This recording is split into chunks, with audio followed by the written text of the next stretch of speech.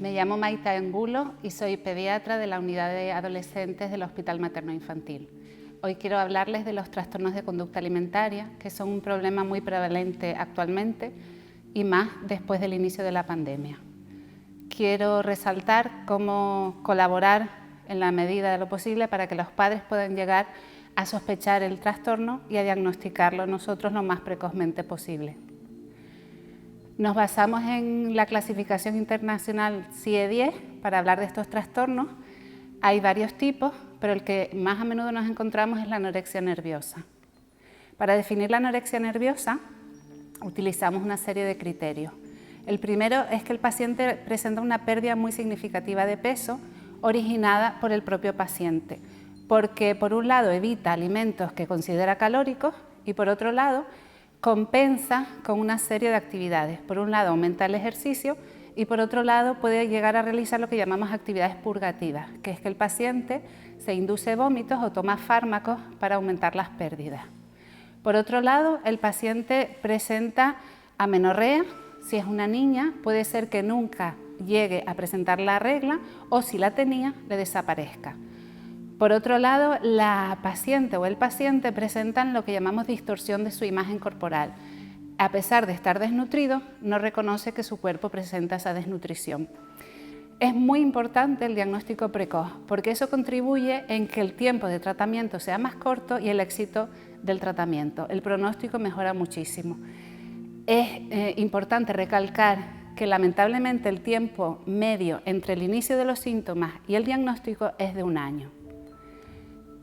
¿Por qué se demora tanto el diagnóstico? Pues influyen muchos factores. Por un lado, la familia no termina de reconocer la gravedad del problema. Por otro lado, intenta buscar la solución dentro del entorno familiar, porque muchas veces se huye de lo que es el estigma de que su hijo necesite un tratamiento psicológico. Y la familia no llega a identificar en otras ocasiones los primeros signos de alarma de que el trastorno ya pueda estar desarrollándose. ¿Cómo podemos colaborar para que el diagnóstico sea más temprano? Por un lado, quiero recalcar los factores personales de riesgo para que un menor lo presente y por otro lado, ayudar a los padres a detectar esos primeros signos o síntomas que aparecen cuando el trastorno ya está instaurado.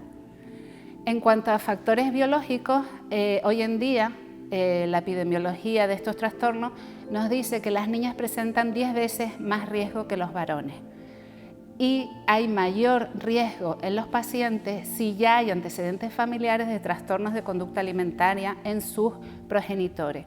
El riesgo aumenta hasta 8 veces si su padre o su madre ha tenido historia de trastorno de conducta alimentaria.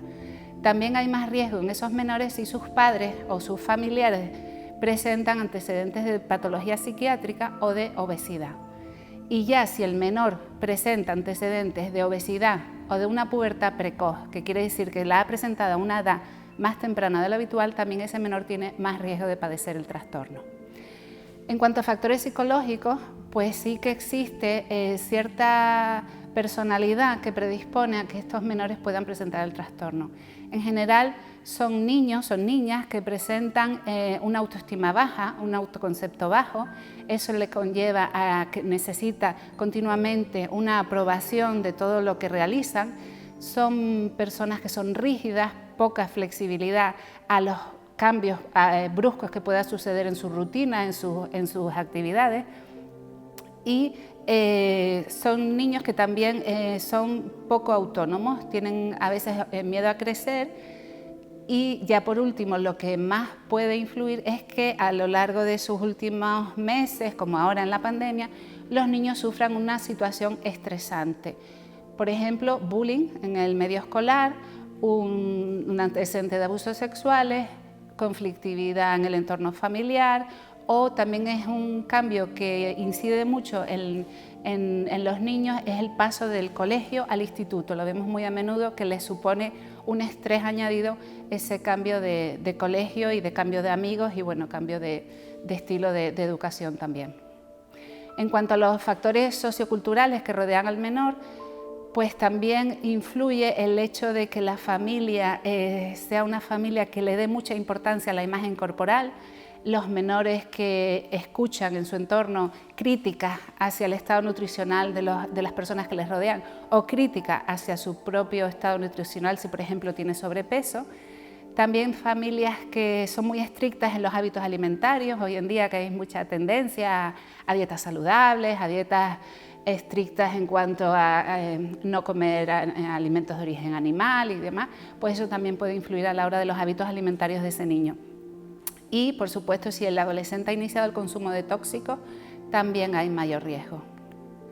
Entonces, la cadena de evolución de este proceso desde su inicio hasta que está desarrollado es un menor que presenta una personalidad con vulnerabilidad sobre el que incide un factor estresante, llega a generar un descontento de ese menor sobre su cuerpo y sobre su personalidad, y eso hace que inicie la dieta restrictiva. La dieta restrictiva secundariamente le genera una ganancia secundaria. Ese menor se encuentra más a gusto con su físico y como refuerzo positivo recibe una aprobación, un calificativo positivo de su nuevo estado físico, y entonces eso es lo que es un reforzador a que el menor continúe con esa dieta. Y ya llegamos al punto clave, signos y síntomas de alerta de los padres, para los padres o para los docentes, para sospechar que estamos ya con este problema en casa. Se trata de un menor que inicia una dieta sin una justificación médica y que le conlleva a una pérdida no justificada de peso. En el niño, en la niña, lo que apreciaremos es que tiene la pérdida de peso, y eso asocia que el menor empieza a sentir frío, empieza a tener mareos, incluso puede llegar a tener pérdidas de conciencia, sobre todo en la actividad física, empieza a tener una pérdida del pelo, el pelo está más frágil, la piel está más seca, inicia estreñimiento cuando habitualmente no era estreñido, las niñas empiezan a notar que ya la regla no les viene, y todo eso va asociado a que también el adolescente presenta cambios en su carácter. Está más irascible, presenta insomnio, está mucho más rígido, huye de relacionarse socialmente, huye de compartir eventos que impliquen comer con sus familiares, esconden comida, empiezan a tener problemas de aprendizaje en el colegio, en el instituto, porque pierden la capacidad de concentrarse.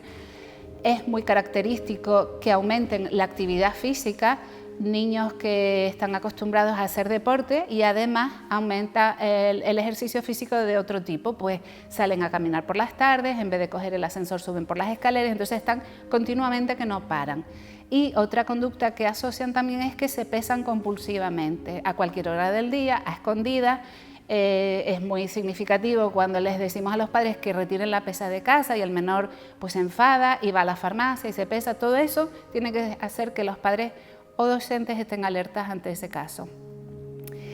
Es muy llamativo el cambio que se observa a la hora de comer. Es un niño habitualmente que antes comía bien e incluso puede que comiera de forma poco saludable y tuviera sobrepeso, y en este momento desarrolla aversión a ciertos alimentos, y esos alimentos son casualmente los alimentos más calóricos.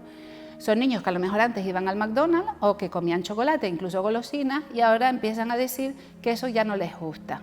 Eso es un signo muy característico. En cambio, empiezan a justificar ese cambio de hábito alimentario, que ahora quieren estar mejor, quieren estar más sanos, y inicialmente cambian el estilo de hábito dejando alimentos calóricos, como por ejemplo, mamá, no me reboses el pescado, no me empanes la carne, a ya después, en vez de comer saludable, ya dejan de comer. También disminuye significativamente la ingesta de agua, y es muy característica la forma de comer, porque son menores que a la hora de, claro, los padres insisten en que coma como siempre, entonces pues sirven la comida que se come en casa, y los menores lo que hacen es pues desmenuzar la comida, repartirla por el plato, en ocasiones las esconden, ahí los padres no se dan cuenta, pero si los niños tienen bolsillos, pues después puede ser que esa comida esté en los bolsillos, o si se dejan al menor comiendo solo, puede ser que esa comida acabe en la basura. Eso también habría que estar un poco vigilante y observarlo. Y comen de pie por la hiperquinesia que presentan, y paulatinamente de una dieta normal o a veces poco saludable pasan una dieta saludable y ya por último, cuando ya muchas veces nos llegan estos pacientes, realmente la ingesta es prácticamente nula a lo largo de todo el día. Esta es la característica bandeja de una menor ingresada, donde podemos observar que el pan de molde está desmenuzado, es muy característico, es muy habitual encontrar que lo que hacen es retirar los bordes y si realmente cogemos todos los trozos que se observan en el plato, como si fuera un puzzle, llegamos a reconstruir totalmente el pan de molde, lo que quiere decir que ha jugado, que ha desmenuzado, pero no ha ingerido nada. Cuando observemos todos estos cambios en el menor, debemos estar alertas y pedir ayuda. Y la ayuda es básicamente acudir al pediatra si es menor de 15 años, porque es el profesional que se va a encargar de diagnosticar si existe el trastorno y buscar la ayuda que estos menores necesitan cuando lo presentan.